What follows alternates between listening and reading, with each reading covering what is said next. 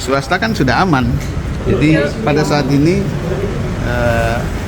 AKRBP sudah 2 kargo menjelang 3 kargo.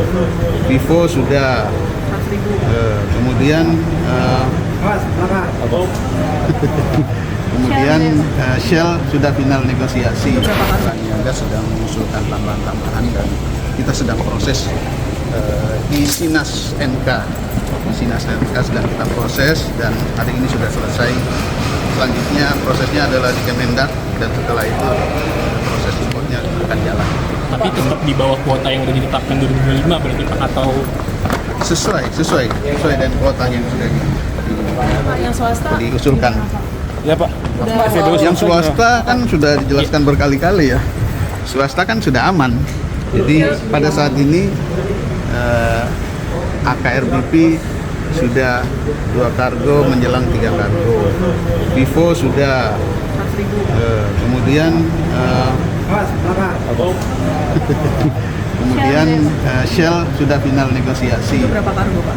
Exxon nanti kita cek di kemudian yang Exxon mereka masih punya cadangan. Untuk Jadi berarti sudah mereka udah akan beli juga ya Pak? ya sudah negosiasi final. Itu Ada targetnya nggak sih Pak, kapan berisi Pak? juga atau gimana? Ya, kapan terisinya Pak? 100.000 juga atau Pak? Dalam waktu dekat. Soalnya kan sampai saat ini informasinya kargo sedang persiapan untuk bergerak dari tempat inisial. Berapa kargo Pak? Nanti Yang disiapkan itu Pak? Berarti kita bisa dibilang 4-4-nya oke apa ya? bisa dibilang part-partnya oke karena yang tidak negosiasi karena stoknya masih ada. Tapi berarti bisa dipastikan mereka ada BBM lagi itu kapan? Itu sudah ada. Yang Shell. Yang Shell dalam waktu. Ya. Stoknya dipastikan sampai akhir tahun Pak atau tahun depan ada? Harus sampai akhir tahun. Berarti Shell akhir bulan ini udah ada bisa Harusnya dari info yang ada. Bulan ini berapa Pak? Imporan. nanti kita tunggu harganya. Berarti dari kemarin tuh belum deal karena apa sih Pak? Proses negosiasi ini kan faktornya banyak. Ada faktor dari spesifikasi badan usahanya itu sendiri, kemudian ada faktor kesesuaian harga, mungkin juga ada isu naik turunnya price internasional. Bukan terkait sulfur ya Pak? Kalau itu kan dalam kualitas sulfur sudah ada di dalam spek itu sudah. Atau soal etanolnya Pak? Aman ya Pak? Enggak, kalau etanol kan hal lain berbeda. Oke, thank you. Niaga sedang mengusulkan tambahan-tambahan dan kita sedang proses di Sinas NK. Sinas NK sedang kita proses dan hari ini sudah selesai. Selanjutnya prosesnya adalah di Kemendak dan setelah itu proses importnya akan jalan.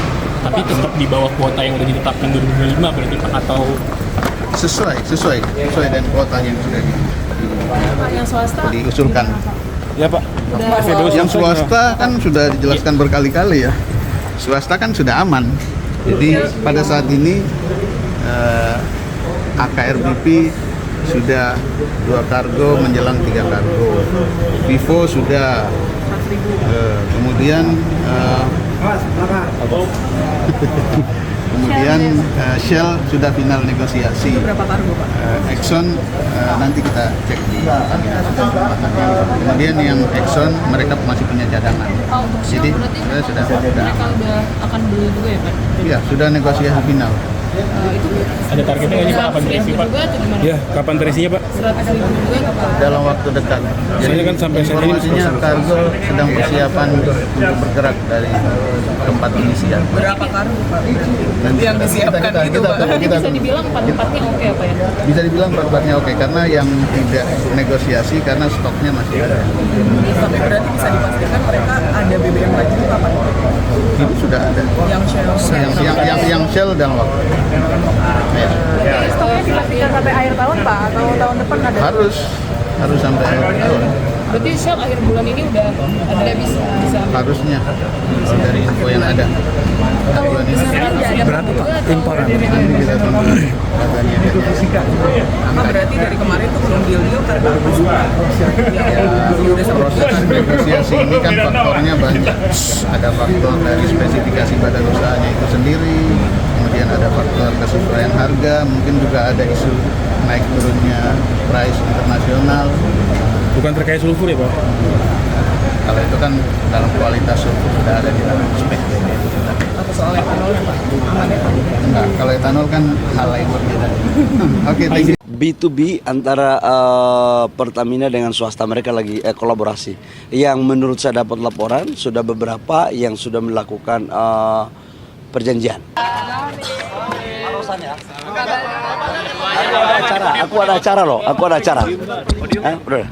Gimana? Soal distribusi energi kan tadi jadi catatan utama dari Pak Presiden, itu seperti apa sih Pak arahan lebih lanjutnya? Apanya? Distribusi energi. Oh ya, tadi di dalam pemaparan Bapak Presiden 1 tahun pemerintahan yang ada, salah satu diantaranya adalah energi. Dan energi ini ke depan penataan sistem subsidi maupun dalam konteks ekspor impornya. Itu aja sih ya. Tapi kalau dengan Biofuel udah dibeli belum sih Pak ya sama swasta Pak? B2B antara Pertamina dengan swasta, mereka lagi kolaborasi. Yang menurut saya dapat laporan sudah beberapa yang sudah melakukan perjanjian ya. Tapi saya tidak tahu teknisnya karena itu B2B ya. Saya mohon maaf ya, saya ada acara ya. Berarti menyetujui S10 itu lah Pak ya, berarti ya? Apa itu? Menyetujui BBM swasta, menyetujui Kalau- etanol. Menyetujui.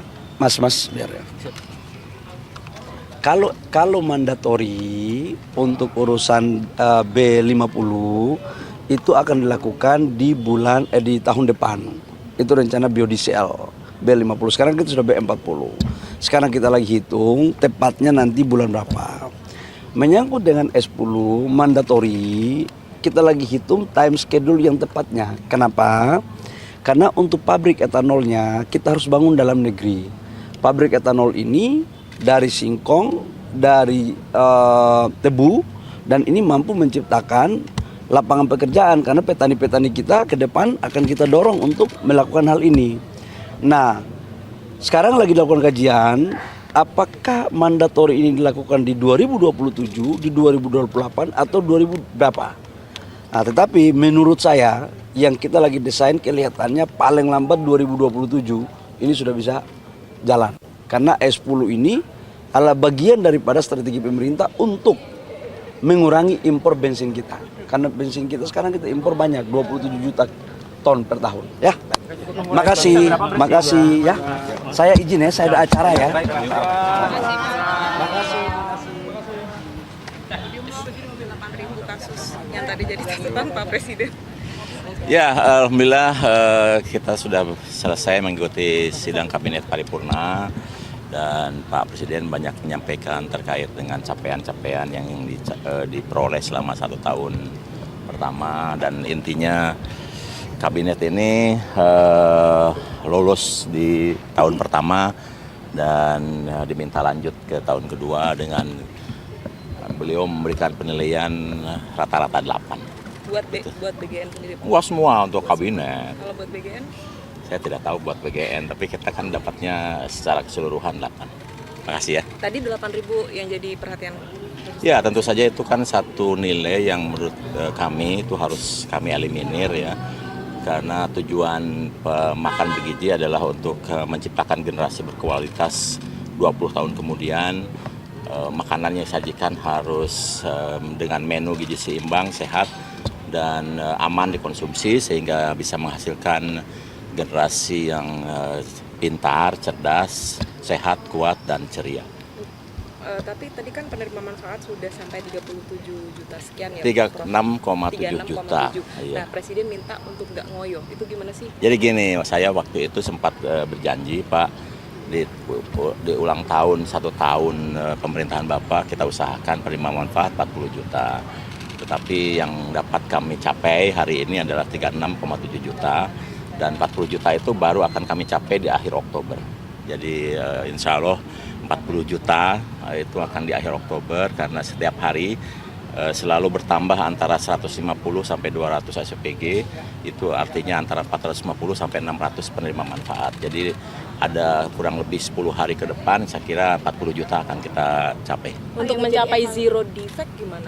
Ya, pertama kita sekarang tetapkan kebijakan bahwa penerima manfaatnya rata-rata antara 2.000 sampai 2.500 dan boleh dilanjutkan sampai 3.000 kalau di SPG itu ada ahli masak yang bersertifikat. Itu yang pertama. Yang kedua, kemudian kita minta ada juru masak profesional yang akan mendampingi terutama SPG baru selama 5 hari, dan kalau kurang bisa dilanjutkan. Dan kemudian kami sedang berusaha melengkapi seluruh SPPG dengan rapid test untuk menguji bahan baku, karena pengalaman Jepang sudah 100 tahun makan bergizi, itu 90% gangguan pencernaan yang muncul karena kualitas bahan baku. Nah, kemudian kita juga butuh rapid test agar hasil masakan bisa dites di sekolah sebelum dibagikan, sehingga kita bisa tahu makanan itu masih berkualitas atau tidak. Ingin melengkapi seluruh SPG dengan alat sterilisasi food tray. Tapi kita akan lengkapi seluruhnya sehingga food tray itu setelah dicuci bisa dikeringkan dalam waktu 3 menit dengan suhu 120 derajat. Dan terakhir, karena daerah Indonesia itu luas, banyak kasus terkait dengan gangguan pencernaan berasal dari air. Oleh sebab itu, air yang digunakan pada masak makan bergizi itu harus air yang bersertifikat, atau boleh dikatakan air galon lah, atau isi ulang yang memang sudah melalui proses sertifikasi untuk menghasilkannya, karena di Indonesia kualitas air masih belum rata sehingga kita terapkan kebijakan ini. Terima kasih. Juga evaluasi yang mengatakan ini tuh belum menyentuh daerah-daerah 3T, Pak. Banyak penerima manfaatnya juga ini sebenarnya dari kalangan mampu dan lain sebagainya. Mungkin ada tanggapan sedikit soal Iya, gini, Anda harus tahu bahwa anak stunting secara persentase banyak di daerah tertinggal. Tetapi secara kumulatif, ini sebenarnya di 3 provinsi besar. Jawa Barat, Jawa Tengah, Jawa Timur, itu hampir 2 juta sendiri. Kenapa begitu? Karena banyak anak lahir di daerah Jawa Barat, Jawa Tengah, Jawa Timur dari orang tua yang pendidikannya rata-rata 9 tahun. Jawa Barat itu lama pendidikannya hanya 8,8. Jawa Tengah itu 8,01. Jawa Timur itu 8,1. Itu artinya anak-anak ini lahir dari orang tua yang rata-rata lulusan SD. Makanya tidak heran kalau 60% dari mereka itu tidak punya akses terhadap menu dengan gizi seimbang, dan mereka juga tidak mampu beli susu karena tidak minum susu, nggak mampu beli susu. Jadi banyak anak-anak yang kita intervensi itu baru pertama kali minum susu. Jadi itu hal terenyuh yang harus kita penuhi. Dan sekarang program makan bergizi baru menyentuh kurang lebih 40%. Jadi masih 60% hak anak yang tadi harus mendapatkan akses menu gizi seimbang harus segera kita penuhi. Dan kita akan kejar sampai akhir tahun. Gini, makan bergizi ini 75% untuk tahun ini dananya untuk bantuan pemerintah makan bergizi gratis. Tahun depan itu mencakup 95%. Jadi tahun ini dari 71 triliun itu 51,2%, 51,2 triliun itu untuk bantuan pemerintah makan bergizi. Dan itu kita salurkan langsung ke SPG dengan porsi yang tadi itu 10.000 untuk bahan baku, 3.000 untuk operasional, dan 2.000 untuk insentif. Dan semua uang itu dialirkan dari pemerintah pusat di KPPN, dari kas negara langsung ke SPPG yang bersangkutan. Jadi tidak melalui Badan Gizi. Badan Gizi itu hanya menerima proposal, menjustifikasi, memasukkan ke dalam aplikasi Sakti.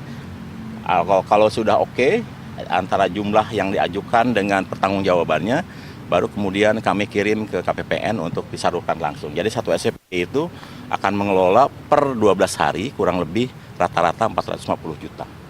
900 juta untuk 1 bulan, karena hari pelayanan kan rata-rata 20 hari.